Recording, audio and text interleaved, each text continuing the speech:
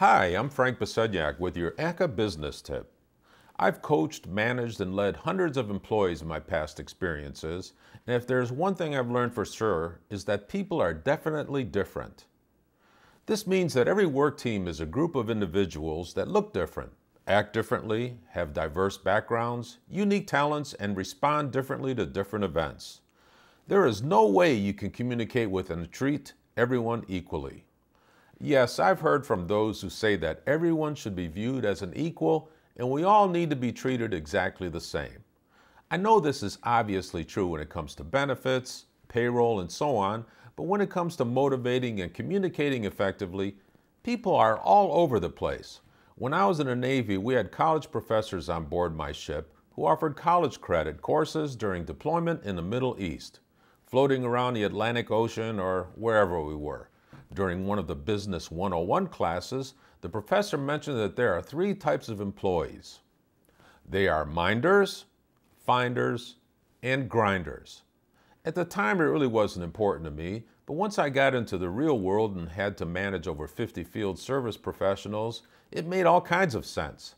I couldn't remember exactly what the professor said, but I did remember the main points. I know that all of us have a few characteristics of each in us, but there are those few who are particularly strong in one, yet very weak in the other two. Let's go through each of them. Great minders are the folks who have organizational and process skills. These people are highly skilled at motivating, coaching, and getting projects completed. Their talents would be best suited as project managers or supervisors. Minders typically live in the past and are not future thinkers. You will hear them say things like, "This is the way we've always done it," or "My way is the right way." Minders usually look after grinders. They tell them what to do, and they tell the higher-ups what's getting done. The finders are people who are usually excellent communicators, are sales-driven, and in many cases become CEOs or presidents of businesses. About 20% of their work is public-oriented or making decisions. That may involve hours of being involved gathering information, giving and receiving presentations, and generally being the final decision maker for their department or company. The other 80% of their work is essential. They find new clients, use their extensive networks to get things done, wine, dine, and play golf with the buyer, and pay attention to the client and all those small details that make things go smoothly. Finders live in the future and have the attributes to take the risk to do something about the future. Finders are indispensable because for any company to survive, it needs to retain its best finders. It will never fire a finder except at the last resort because it will suffer a direct revenue loss if it loses one. Grinders are like worker bees. Grinders live for today. Key attributes of a grinder are they like to work only in the present, often dismiss the past, fear the insecurity of the future, do not like to delegate, like doing one thing at a time, and will do as instructed, are very skilled at their jobs, but rarely generate new ideas. 10 minutes before their shift, they are in their cars in a parking lot, and 10 minutes after their shift, they are back in their cars about 10 minutes down the road. Grinders can typically fool minders because minders don't know how to do their work, which makes minders distrust grinders. At the same time, grinders distrust minders because they get good pay for sitting in an air-conditioned offices all day looking for ways to cut the grinders' pay and benefits. One thing I did realize as a manager is that it was important to understand these differences, which helped me assign tasks and communicate more effectively with the different worker types. I've also found that some team members required constant communication and feedback, while others were much more effective being left alone.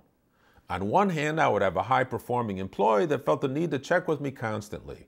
At the same time, I would have to force another high performer to talk to me once every few months just to try and figure out how he was doing. It's funny how you can take one person and yell at them all day and they'll be fine, while another one would be personally offended and want to quit.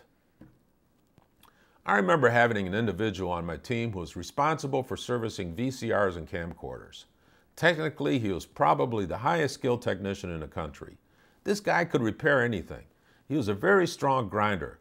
The problem I had with him is that he had terrible interpersonal skills. The other employees hated him, and he was rude to customers. I recall one day while sitting in my office, I could hear him yelling at a customer. I walked into the lobby area where customers would bring in their products for service, and I asked, "What's going on?" My employee looks at me and says, "I am getting sick and tired of these idiot customers bringing things in here, wasting my time because they are too lazy to read the owner's manual. I'm not being paid to hold people's hands." Of course, this was totally unacceptable. I made him leave and I apologized to the customer.